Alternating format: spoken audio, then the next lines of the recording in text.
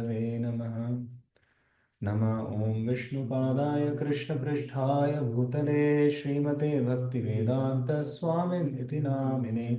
नमस्ते सरस्वती देवी गौरवाणी प्रचारिणे निर्विशेषशून्यवादी पाश्चात्यदेशतारिणे। वाञ्छाकल्पतरुभ्यश्च कृपा सिन्धुभ्य एव च पतितानां पावनेभ्यो वैष्णवेभ्यो नमो नमः। जय श्री कृष्ण चैतन्य प्रभु नित्यानंद श्री अद्वैत गदाधर श्रीवासादि गौर भक्त वृंद। हरे कृष्ण कृष्ण कृष्ण हरे हरे, हरे राम राम राम हरे हरे। हरे Krishna. So welcome everyone to today morning's Bhagavatam discussion, and we are continuing to read from Canto 5th, chapter number 1, the activities of Maharaj Priyavratha, and we are continuing from verse number 15.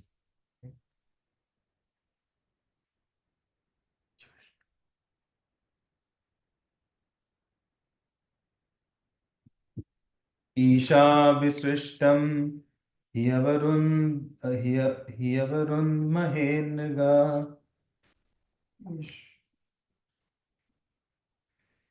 ईशाभिसृष्टं ह्यवरुन्महेन्द्रगा दुःखं सुखं वा गुणकर्मसङ्गात्। दुःखं सुखं वा गुणकर्मसङ्गात् आस्थाय तत्तद् यदयं तनाथश्। आस्थाय तत्तद्यदयुङ्क्तनाथश् चक्षुष्मतान्धा इव नीयमाना। चक्षुष्मतान्धा इव नीयमानः। Translation. My dear Priyavratha, according to our association with different modes of material nature, the Supreme Personality of Godhead gives us our specific bodies and the happiness and distress we achieve. One must, therefore, remain situated as he is and be conducted by the Supreme Personality of Godhead, exactly as a blind man is led by a person who has eyes with which to see. Yeah, very important verse, because as we remember yesterday, we discussed how Brahmaji said to Priyavrat that you have been given a body out of your own karma. And then according to that, Supreme Lord is also giving you some engagement, which is anyways his desire. So first of all, his desire, whatever it is, should never be argued, should never be opposed. And second, he said that Varnashram is a very scientific way of life. So he's giving you engagement according to who you are. So why are you opposing it? And now here, third thing he's saying that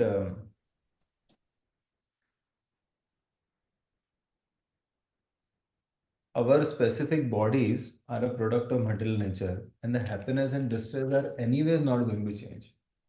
Which means, like someone may be in India or America, someone may earn more or earn less. Someone may be married or not married. But the quantum of material happiness and distress, of certain categories are fixed at the time of birth only. So which we have carried from our past karma, which is called in Bhakti Rasamrita Sindhu as Sanchit karma.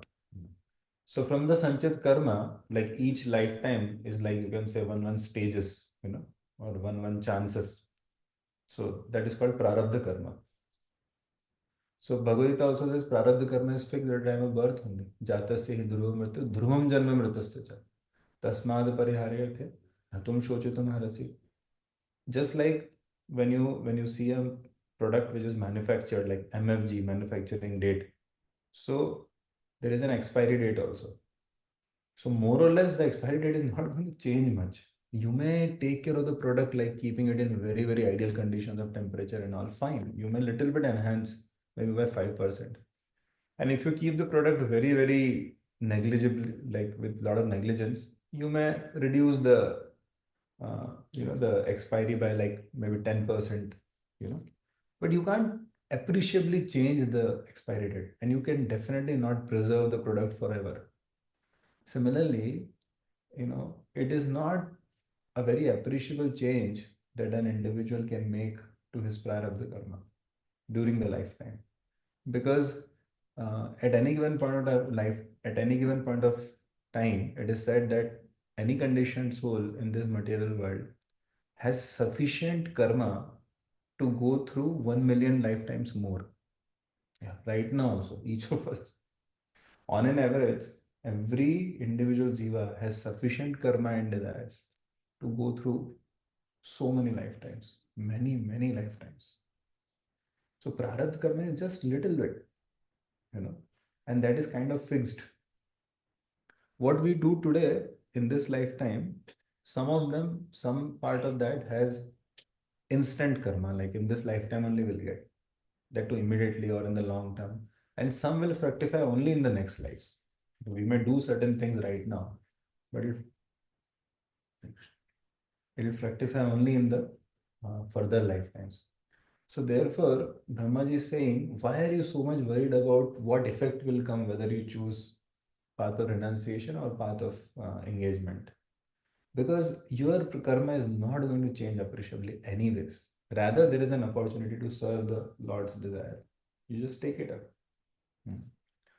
So Prahlad Maharaj also says this thing very vehemently in seventh canto, that why to bother about increasing, enhancing material happiness? Anyways, it's going to be fixed. Even if one becomes CEO of big companies like Salesforce or anything, you know, still it's at the end of the day, the quantum of happiness is not going to change much. And even if the person may be sitting in a very big building very comfortably, but the stress will be there. So Prahlad Maharaj also says the same thing.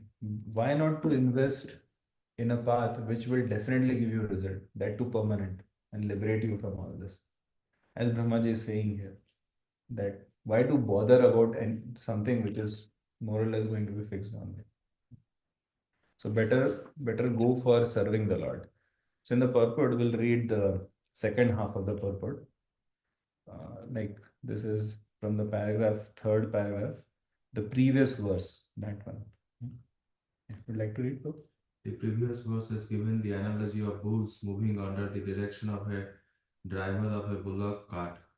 The bulls, being completely surrendered to the driver, remain wherever he wants to place them and eat whatever he wants them to eat.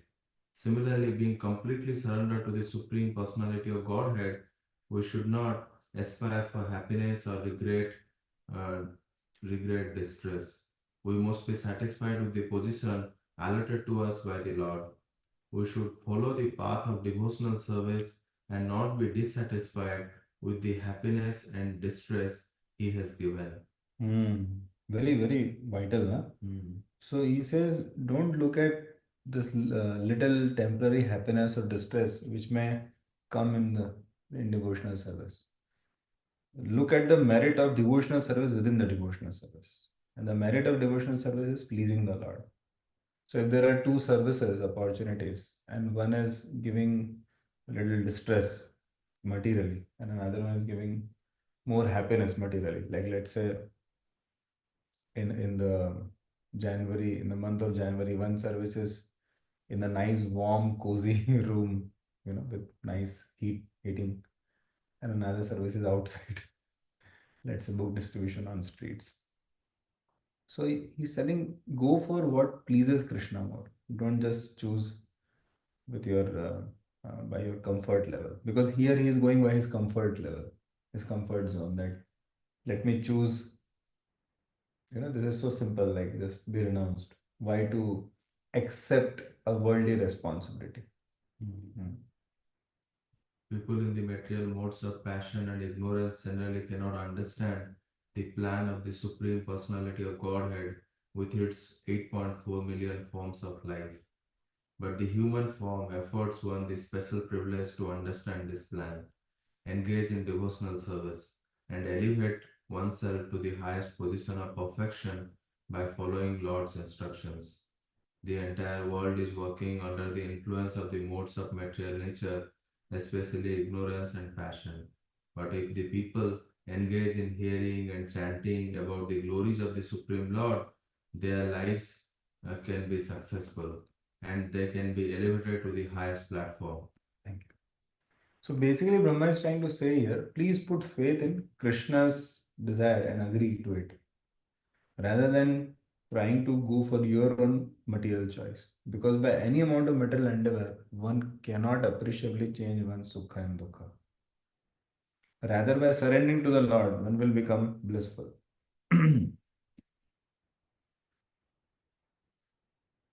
So we'll read the next one.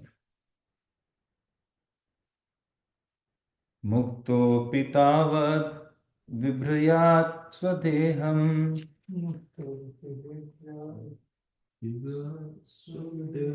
आरब्धमश् आरब्धम् अश्नन् अभिमानशून्य यथानुभूतं पर्यात निद्रः किं त्वन्यदेहाय गुणान् न वृङ्क्ते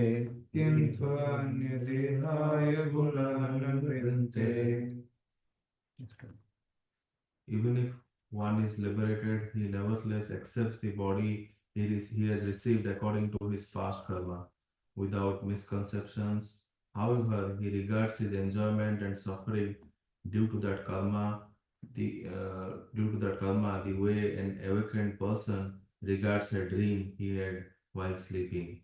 He thus remains steadfast and never works to achieve another material body under the influence of the three modes of material nature. Yeah. So sometimes when we are having a dream, so we take on some identity, and for some time we really feel like we are enjoying or suffering due to that identity. So selling all these identities like sannyasi or brahmachari or grihastha or a king, these are like that only. There is no reality in that actually. So like you go to a mental asylum and someone say that I am the president of America, I am Barack Obama, or I am who is now Joe Biden. So I'm Joe Biden. So you call him mad because he is thinking himself to be something which he is not, but he is convinced.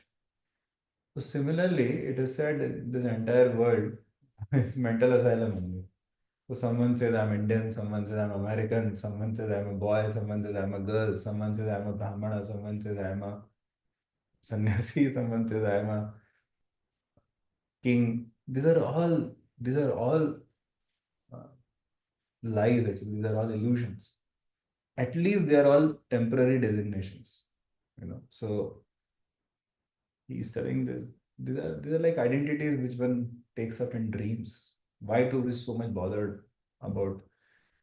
Just like sometimes children may like really cry that one child has taken up one avatar in the video game which other child wanted to take up. That like so he may cry. Arey, what? Okay, you take. Or next time you take. It's just a why to cry? An adult person is mature enough to understand these things are not worthy to cry for. Okay, just go for the other one. What's the big deal about it? You remain the same. And it's just for a small time. It's just a play. Similarly, Brahmaji is saying to him, why are you so much bothered about, you know, Grahastha ashram or Brahmacharya ashram? Why are you so much bothered about this or that? You can be bothered, if the Lord's will has nothing to do with it, then you can choose the whatever is more preferable for you. But if Lord's will is there, then why are you so much worried about this? You know, because you remain the same. You can still remain the servant of the Lord. You can still remain uh, a spiritual devotee. You don't have to be like actually being a king. That's just an external designation. See, it's interesting when you say philosophically, both the things appear to be very convincing, that why to marry only. Like you can philosophically justify the whole thing. And how does it matter? This is also very true. No? It's very convincing.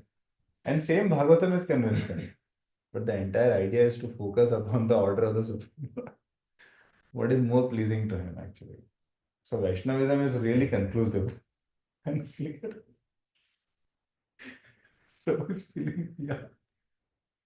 Yeah, I feel it's equivocal. Yes, equivocal, but it's not exactly equivocal. If you see, it's actually it's quite linear. But ultimately, what is best to serve the Supreme Lord, do that, isn't it? It's hard to understand. It's why I can tell you, bro, there are devotees who do ten times better in Grihastha ashram than Brahmacharya ashram. There are devotees who may flourish more in America than in India in their spiritual life, because everybody's psychophysical nature is very different.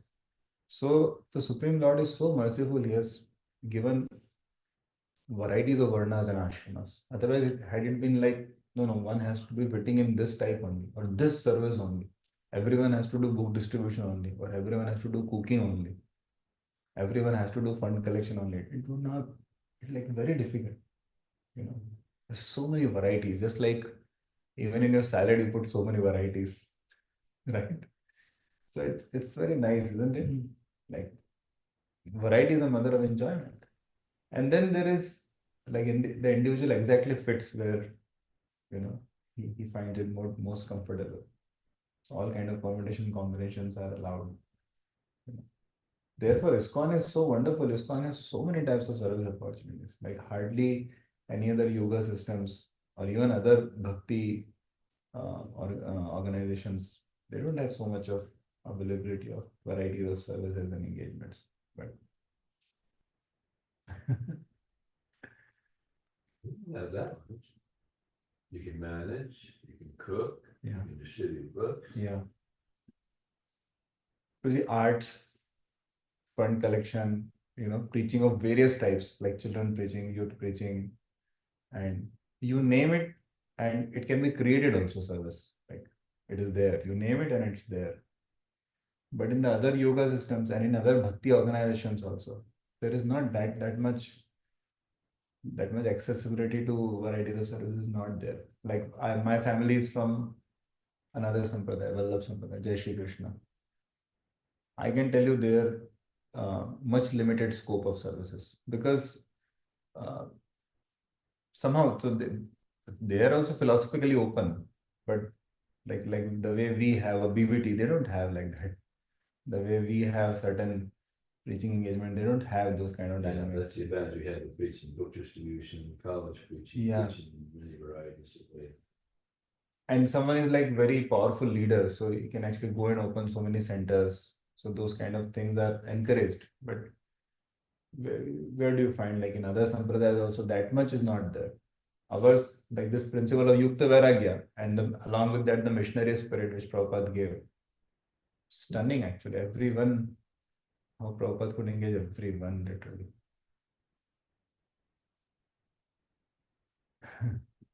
So, whether it is man or woman, whether it is kid or kids, that's another thing. Kids, it's not easy to find engagement for kids, but Bhakti Yoga gives for them also festivities and dramas. We have our kids secretary team. Yeah, they do better than adults. They do better than, yeah, because other adults love them, love to take books from them. Yeah. In India, they have tribal preaching also. Yeah. So basically, Brahma is trying to convince him that even if you become a grihastha or even if you become a king, it's not that your devotional service stops. Doesn't matter. Hmm. So sometimes for brahmacharya, it's difficult to understand how grihastha ashram can empower an individual. And similarly, for a grihastha, it may be sometimes difficult to understand how this brahmachari finds it favorable for, because they are a good match for their own ashrams. It's like that. There are so many Indian devotees I can tell you who say, no, no, I want to be in India only. You can give them all the offers. You'll be surprised, like that many, especially devotees, like they don't want to come to, you can say all the comforts, you can show them, come and show them everything. Many of them have done that, but you know, so so basically everyone is an individual, and Krishna doesn't expect people to change like that. He says, whoever you are. But this is demanding surrender. He's saying anyway, it doesn't matter. So Okay, next. Bhayam pramattasya vaneshvapi syat. Vayam pramattasya vaneshu sya Yata sa aste sah shat sapatnaha. Yata sa aste sa shat sapatna. Jitendriyasyaatmaraterbudhasya. Jitendriyasya atmarate budasya. Grihashrama kim nu karotyavadyam.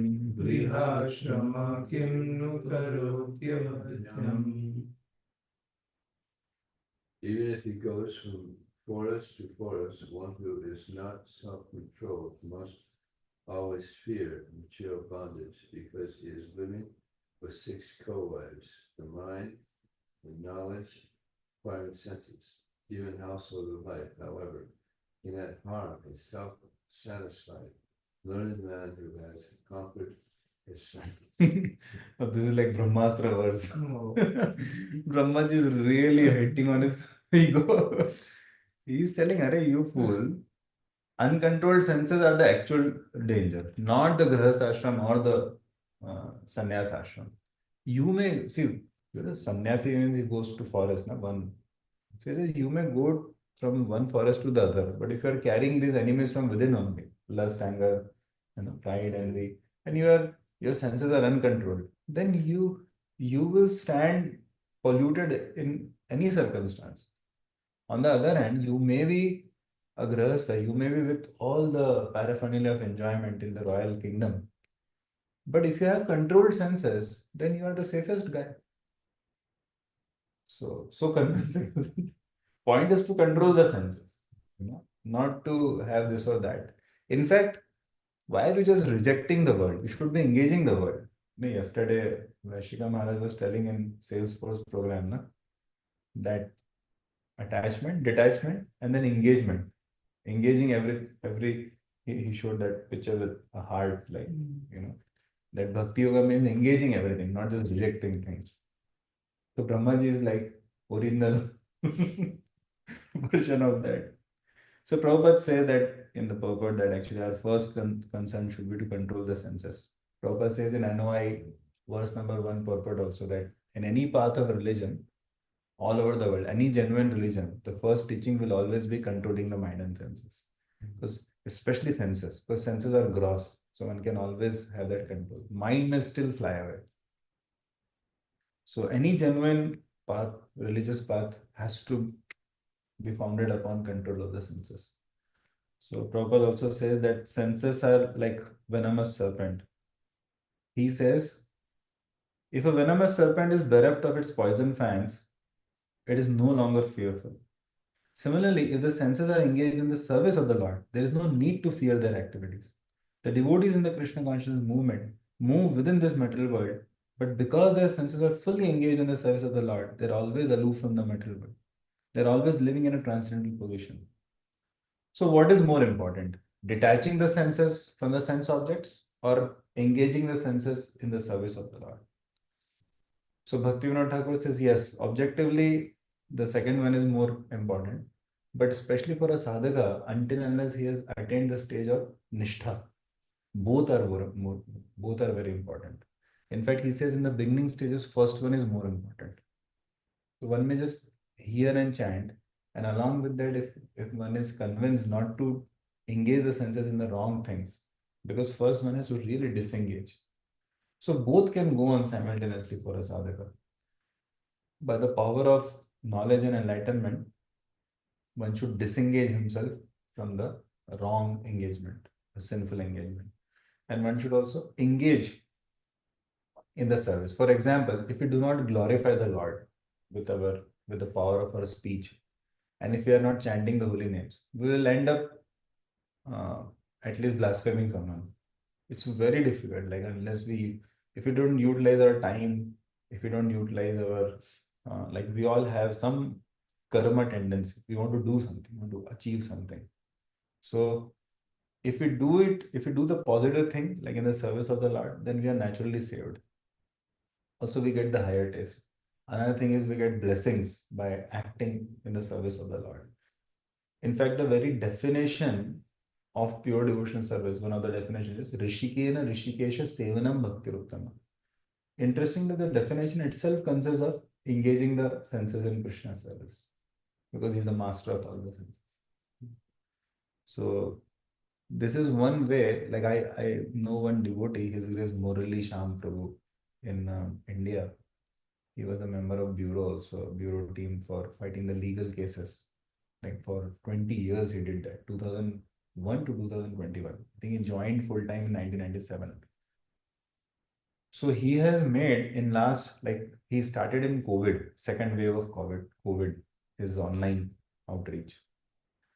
And just this one devotee alone, he has like 11,000 people attending his programs online, and they began chanting and following four regs. And now around 3,500 are chanting 16 rounds. This alone devotee. So I was just like, I spent few days with him, some little good relationship. So he was like, I was asking Prabhu, how do you do it? Like, so he says, bro, I am sharing the same message of Krishna consciousness. Then actually he told me the secret is, he said that many times, even in the communities and even in online, especially in online preaching, there is no engagement given. So he said that my funda is I have to give the person success through Krishna. I have to make him taste success through Krishna. So he says that the funda of Varnashrama is that everyone has some inclinations or talents. So he says, I try to identify, okay, you know, what is something which this person is inspired for, anything in his life, anything, any damn thing. And he said that then I see how that tendency can be somehow or other engaged in Krishna's service. So he gives people engagement amongst themselves, or he gives people some engagement he creates. He said sometimes to create an engagement, I have to spend more time and energy than that engagement will ever, give fruits of. But he said because the actual fruit is the engagement of the devotee in Krishna's service. He gave me example like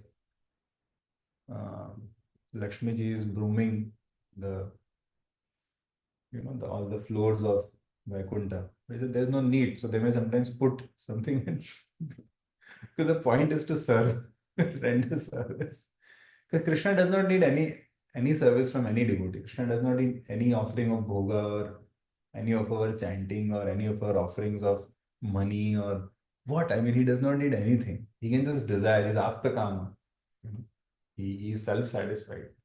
And he can just desire and everything will happen. All the Shaktis are there in his service. But the devotee wishes to render some seva out of love. A child receives everything from the parents, but then using those things only he tries to render some service to the parent. And because he's trying to render the service with his own sweet will, the parents are very happy. That gives pleasure to the parents. So he said that somehow or other we have to engage people. And he said by engaging, whoever he has engaged, most of them have flourished in Krishna consciousness. Interesting. So similarly, Brahmaji is telling here, or Prabhupada is writing in the purport that our senses are looking for enjoyment. So better engage them. One place Prabhupada writes that actually no tree should be cut for producing paper to produce materialistic literature, like novels and all.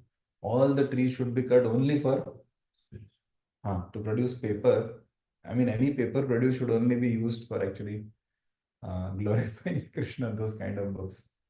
So similarly, time is there, energy is there, senses are there, abilities are there, talents are there. So engage them in Krishna's service. That's so he's telling, hey, you are capable. You have youth, you have energy. Brahma is telling to Priyavratha. You have capacity and you have a talent and inclination like that of a Kshatriya. You were born a Kshatriya. Why don't you come and engage? Rather than to just hoard over your all your abilities.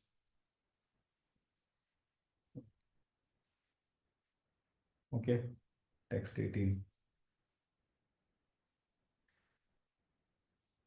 यह षट् सपत्नान् विजिगीषमाणो यः षट् सपत्नान् विचिकित्समानो गृहेषु निर्विशयतेत पूर्वम् गृहेषु निर्विशयतेत पूर्वम् अत्येति दुर्गाश्रित ऊर्जितारीन् अधेति दुर्गाश्रितवुर्जितारे क्षीणेषु कामं विचरेद् विपश्चित् क्षीणेषु कामं विचरेत् विपश्चित्. Online we can translate. Yeah, Prabhu, someone online would like to read translation?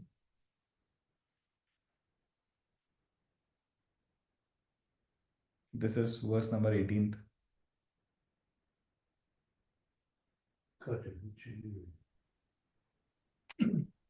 One who is situated in household life and who systematically conquers his mind and five sense organs is like a king in his fortress who conquers his powerful enemies. After one has been trained in household life and his lusty desires have decreased, he can move anywhere without danger. Wow. This is very empowering verse. Yeah. Vishal, Prabhu, would you like to read the purport as well? Yes, Prabhu. Report. The Vedic system of four varnas and four ashramas is very scientific, and its entire purpose is to enable one to control the senses. Before entering household life, grihasthashram, a student is fully trained to become jitendriya, a conqueror of the senses. Such a mature student is allowed to become a householder. Because he was first trained in conquering his senses, he retires from household life and becomes vanaprastha as soon as the strong waves of youthful life are past, and he reaches the verge of old age at 50 years or slightly more. Then, after being further trained, he accepts sannyas. He is then a fully learned and renounced person who can move anywhere and everywhere without fear of being captivated by material desires. The senses are considered very powerful enemies, as a king in a strong fortress can conquer powerful enemies. So, a householder in Grihasthashram, household life, can conquer the lusty desires of youth and be very secure when he takes Vanaprastha and Sannyas. Thank you. So, see, the purpose of Varnashram is sense control. Any Varna, any ashram. So, it is said, Prabhupada is telling you, as a king in a strong fortress can conquer powerful enemies. So, as we discussed, I think 3 days back, like the kings in the strong fortress, na, the traditional forts were made like that. So, if inside, if there are 100, let's say 100 soldiers, they can actually face an enemy who's having 10,000 soldiers. They can defeat because the fortress is built like that they have the upper hand, they have the advantage of the height, they have the advantage of certain ways, uh, like like they can throw stones, and there are many facilities made in such a way that it's very easy to protect oneself, that too for a long time. Even if they bring like rocks and big like tree trunks and all, like in those days where this atomic bombs and all other things were not there, so they would not be able to penetrate the wall before months. It would take months for them to penetrate the wall, even if they break it. So that gave a lot of time for them to save the king inside or save everyone inside through tunnels or through so many ways. Plus, they can even call for help from somewhere else. So there is this kind of fortress was considered extremely safe for the king. Similarly, Grahastha ashram is akin to a fortress. See what a powerful analogy, isn't it? Grahastha ashram is said like that. So sometimes, often in ISKCON, there is only one-sided discussion on Grihasthashram, like Grahamandakupam. But there is this side also, which is mentioned in several places in the same Bhagavad. So what happens is, if a person is being troubled by his mind and senses, so like Bhagavad Gita is telling that do not become a pretender. You know? Rather, what you do, you engage them.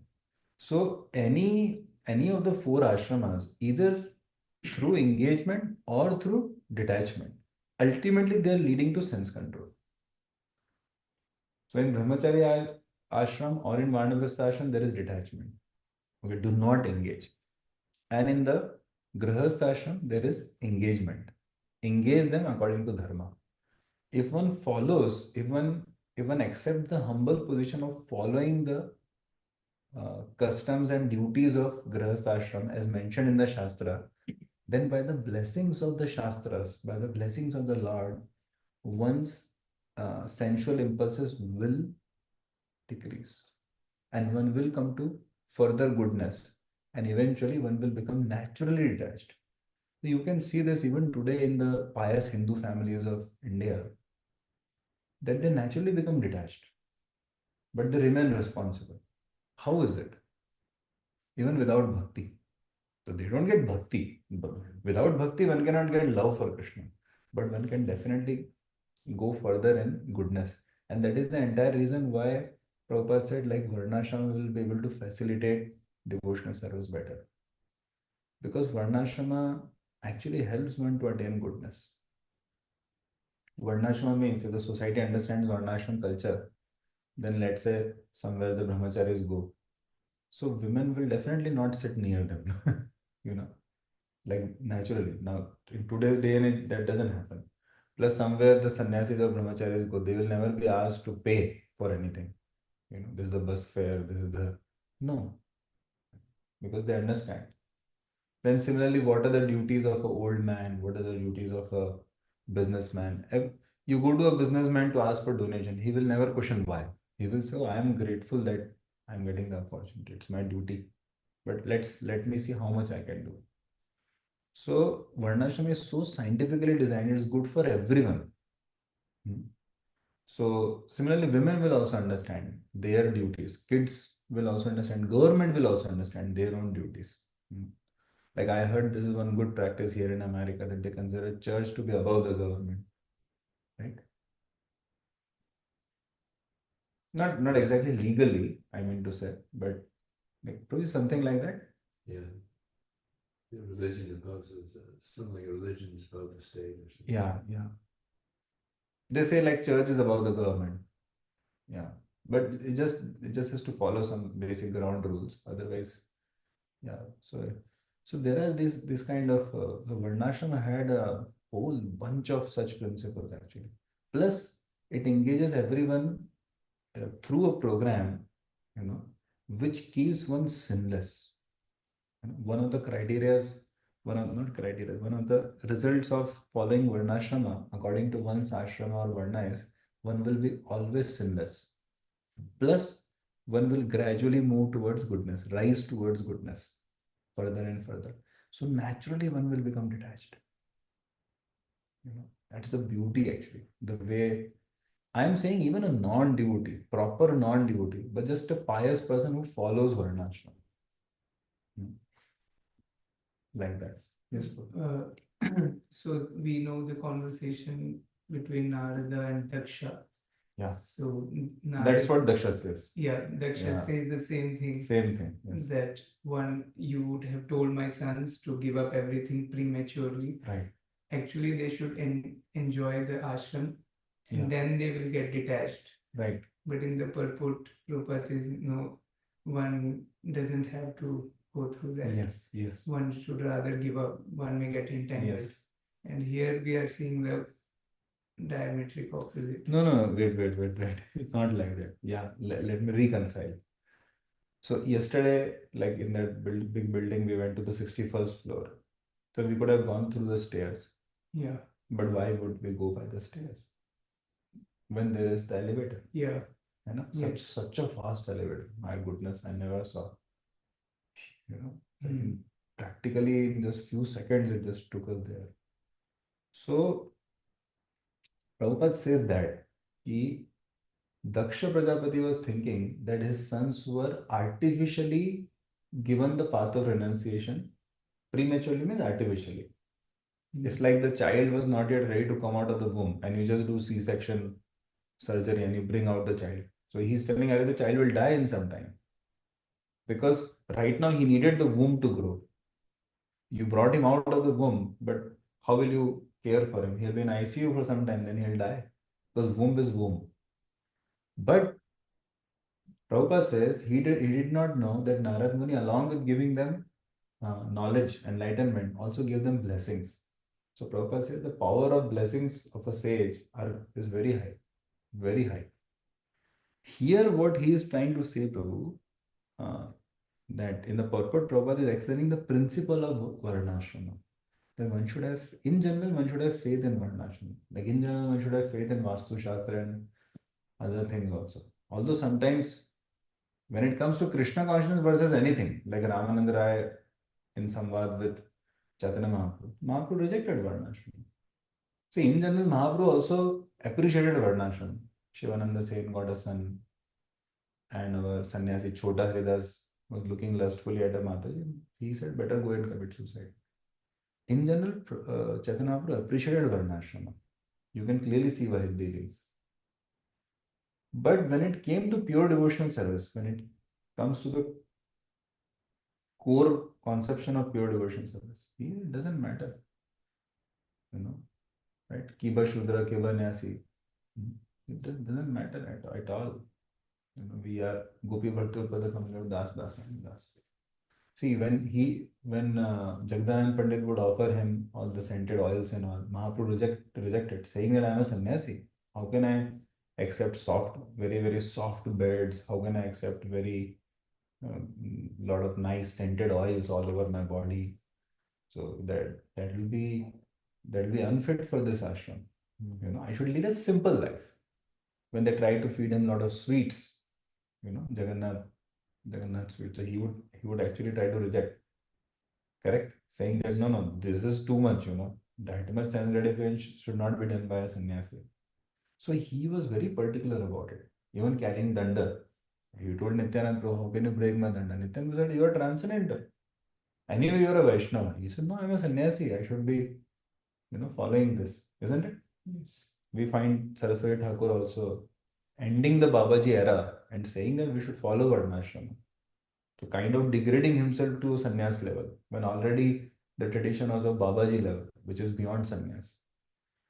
So because actually a Vaishnava is humble and he likes to, just like Bhishma Dev also, he's not telling I am a pure devotee, I'll go back to Godhead. No, he says I have to see that I leave my body in Uttarayan and all. Vaishnava is humble. Also that keeps him protected because there is a shelter of like rules and regulations. Like by wearing saffron, we are also declaring to the world that I am a celibate. And that helps us. But here Prabhupada is just trying to explain the principle to us that Varnashrama is very scientific and very helpful in general.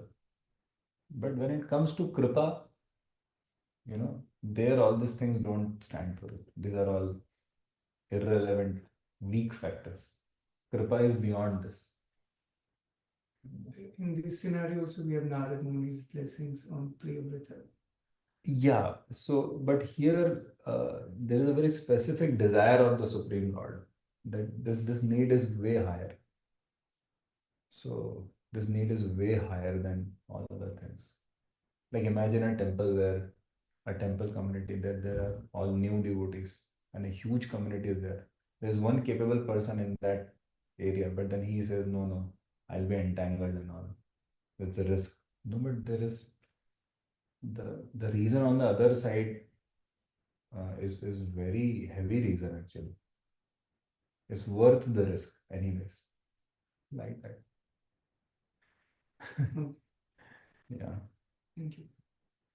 So here the entire point which is being told is that Grahast ashram is a very, very, very, very safe ashram. You can see if the husband also goes crazy, the wife protects him. How does a wife protect him? Wife has the sixth sense. Why are you late today? Why were you talking to that lady? Or why are you going to this trip, without me? Or she has this thing, she catches the husband very easily. Where are you looking? This and that. Another thing you will see, if the husband goes, if the husband is not going to the temple and all, wife is very pakka. No, you should be, going. Of course, if the husband, Some of them. some of them, yeah. Yeah, yeah. No, if the wife is materialistic, then I'm saying a wife who is also pious and spiritual. I'm saying on that, like, So of course, this fortress is only then when the person marries such a wife, and then they follow Varnashram. It's not that any marriage becomes a fortress. No, no, no. It becomes a Graham and the Kupam.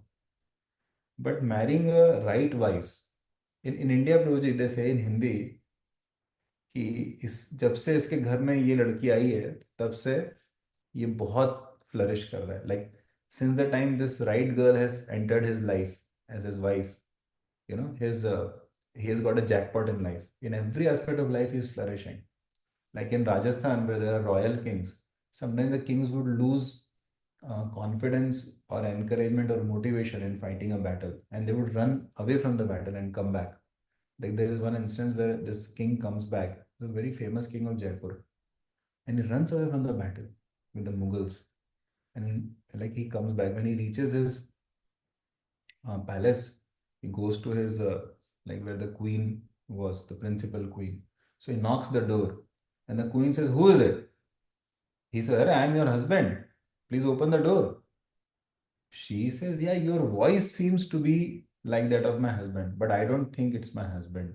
It's someone else." He says, "What do you mean?" She said, "My husband is very, very courageous. He will rather die in the battle than, come back showing his back. So I don't think so. You seem to be like my husband, but you're not my husband. You're not carrying his spirit." So this guy, he gets shaken up. My wife has such confidence in me, and I'm like, so he doesn't say a word. He just leaves back. Goes back to the battle now with full confidence. I will die or I will, it's like do or die. And then he wins the battle and comes back with lot of wounds. And his wife welcomes him with Arati.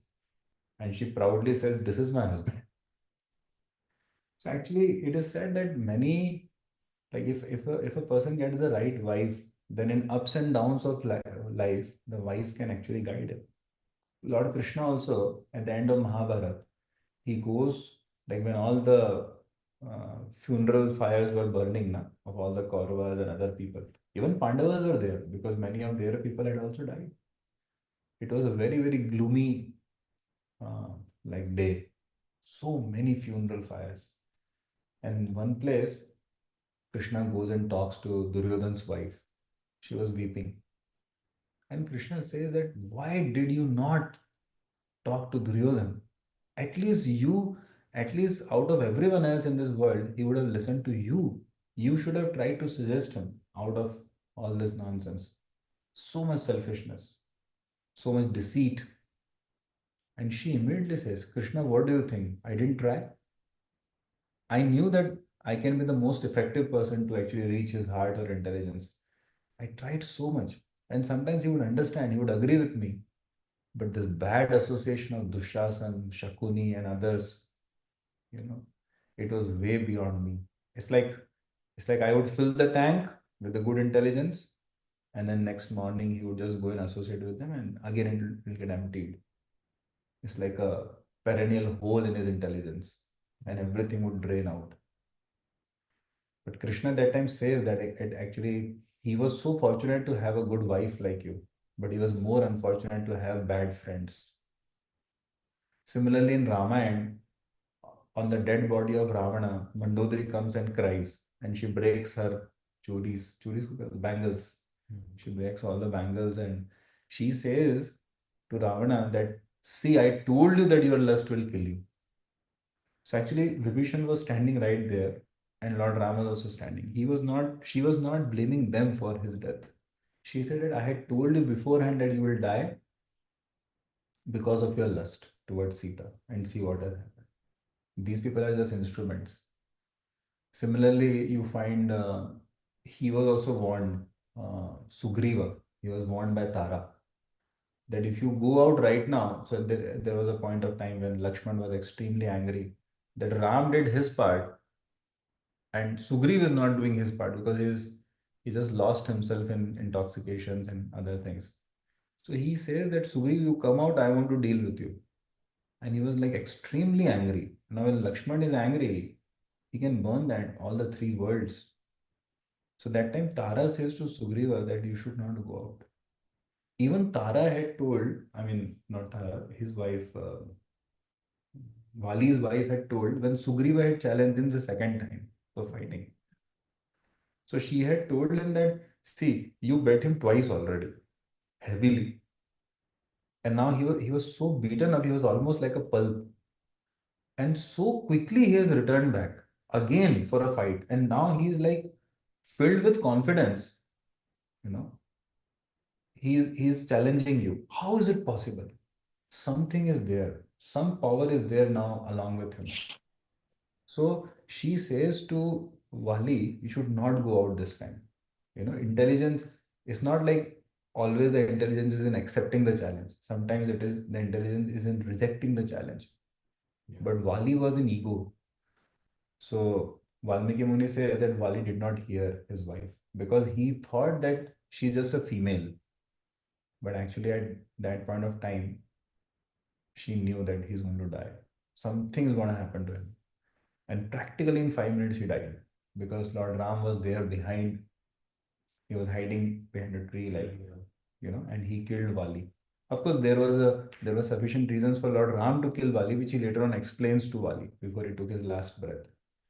But in many, many episodes across the scriptures, we find that if the wife is chaste, just like Duryodhan's mother, who was like a chaste wife to Dhritarashtra, she could also save both of them.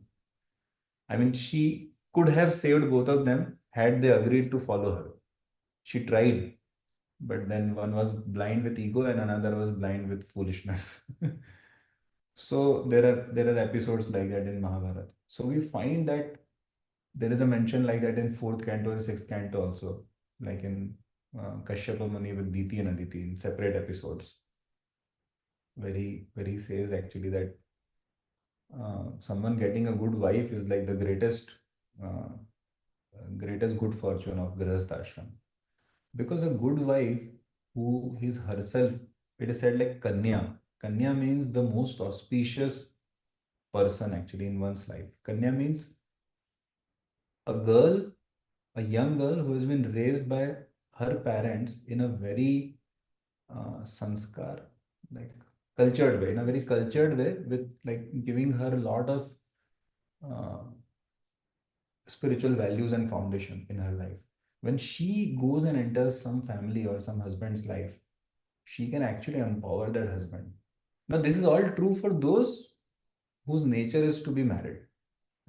This is not to be taken as some brahmachari gets inspired, oh, I should marry only now. It's not like that. So see, if you are a king, then you need a fortress. Similarly, if one is of that inclination in life, then he should get married. I have practically seen, Prabhu, innumerable examples where a devotee got, I mean, or a devotee or a young boy, the best of his came out when he got married to the right girl. But if one gets married to the wrong girl, oh my God, that's an equivalent disaster as well. So anyway, this is not the our topic, but the here what he's sharing is that don't worry about lusty desires, because if you follow the grahastha ashram along with a cultured and capable, spiritually capable good wife, then you will be protected. You will be protected. We can see in ISKCON also, so many wives have brought their husbands to Krishna consciousness. In fact, when Matajis get out of, not get out, I meant to say, what do you say, like when Matajis take up, that mission of preaching or doing something, you can say they see they're more effective. So somehow Lord has made like that. So, so he says this instruction, and then he says that we'll just read one more verse because this section will actually get completed. This 19th verse. Can we read this? Tvam tabjanaabhang tvam tabjanaabhangri saroj kosha Antvabjanabhangari saroja kosha durgashrito nirjita shat sapatnaha Durgashrito nirjita shat sapatna भुङ्क्ष्वेह भोगान् पुरुषातिदिष्टान् Bhumsheha bhogan purushati dishta विमुक्तसङ्गप्रकृतिं भजस्व Vimukta sangha prakritim bhajasva Anyone like to read online translation? 19th.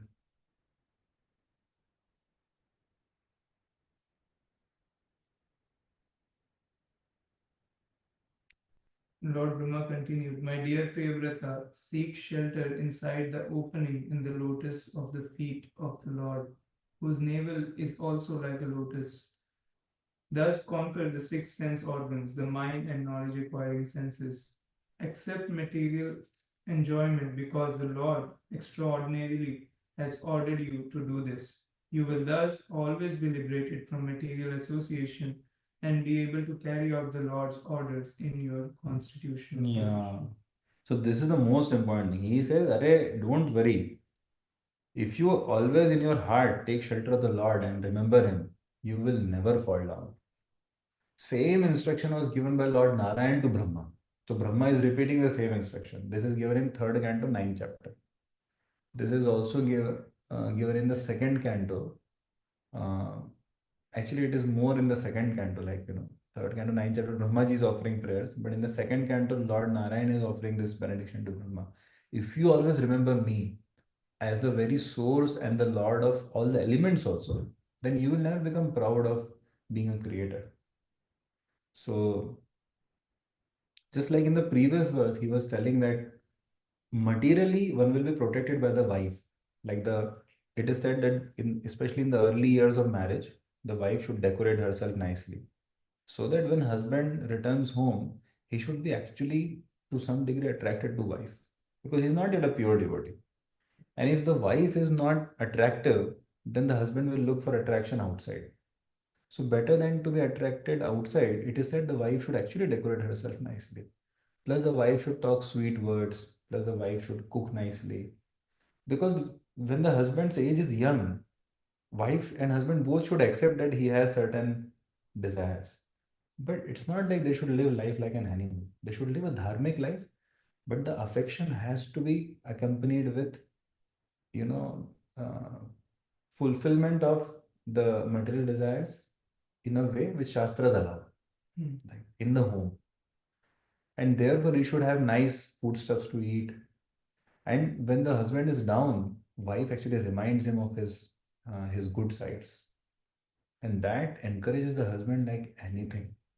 So actually, wife becomes the best friend of the husband if the wife is of, and if the wife is mature, then wife keeps the husband's family also very united, and that gives a lot of joy to the husband. Wife takes care of husband's kids, which which is like husband feels very confident and empowered because of such assistance by the wife, and wife keeps giving him good advices, observing from a distance. And seeing the husband's principles, values, sense control, and his dedication to Guru and Krishna, wife gets a lot of respect. And that is how the wives would remain chaste, and they would go even sati.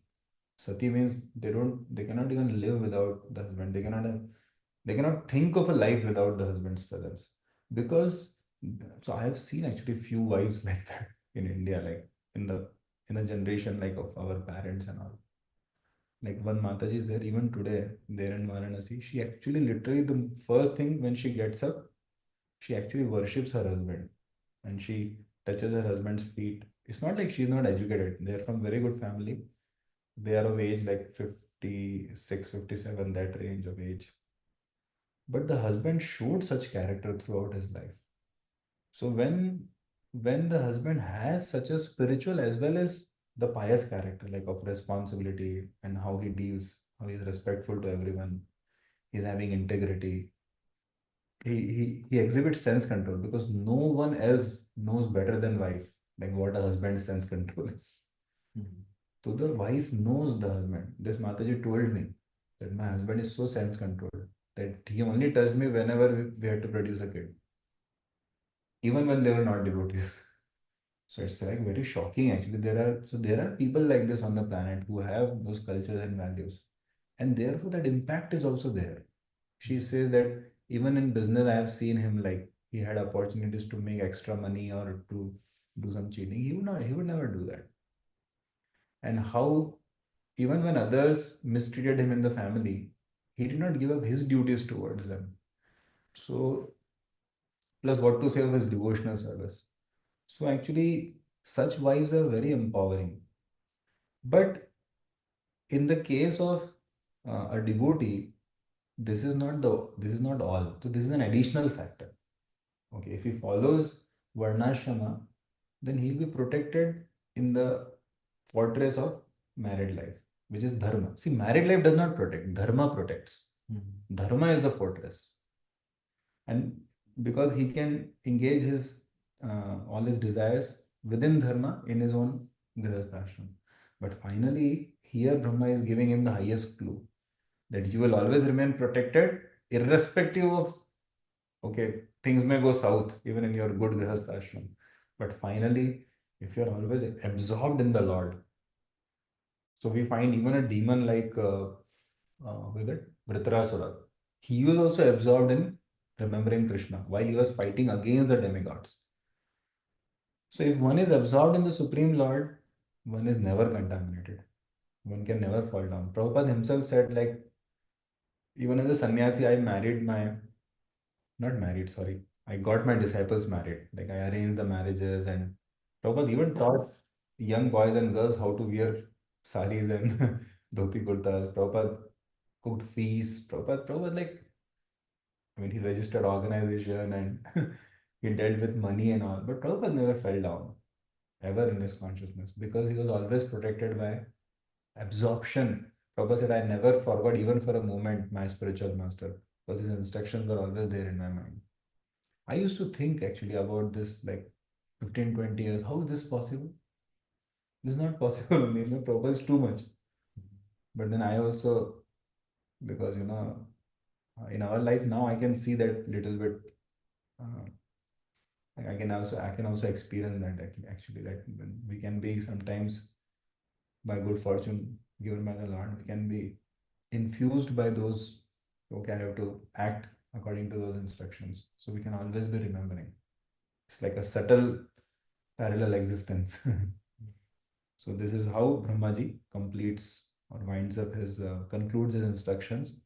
And the ultimate thing is the material enjoyment will not, just like in video games you see sometimes one gets a power and one shield comes, and if anything touches also it doesn't affect. Similarly, the remembrance of the Lord, absorption in hearing and chanting about Krishna is the ultimate thing, and one will never get affected by contamination of this world. So we'll continue this last part of like the 5 more verses which are remaining on this chapter, like which we wanted to read. We'll do it tomorrow or today evening, whenever. Tomorrow. Today evening at Bhakti Sangha. Okay, so tomorrow we will complete this. I hope it was not very intense or I felt really nice for giving the details from Yeah. 2 different parts of Bhagavatam, how to synthesize it based on higher authorities. yes. Here, Swayambhu Manu is presenting one point and Narad Muni is presenting another point, but there is a Yeah. Very beautiful, na? How all the instructions, bhakti related instructions as well as other the supportive principles. Hare Krishna. Granthara Srimad Bhagavatam ki jai. Srila Prabhupada ki jai. Nitai Gaur Premanande. Thanks to all the online devotees also for their time and attention. His Grace Acyuta Mohan Prabhu Shri ki Prabhupada. jai.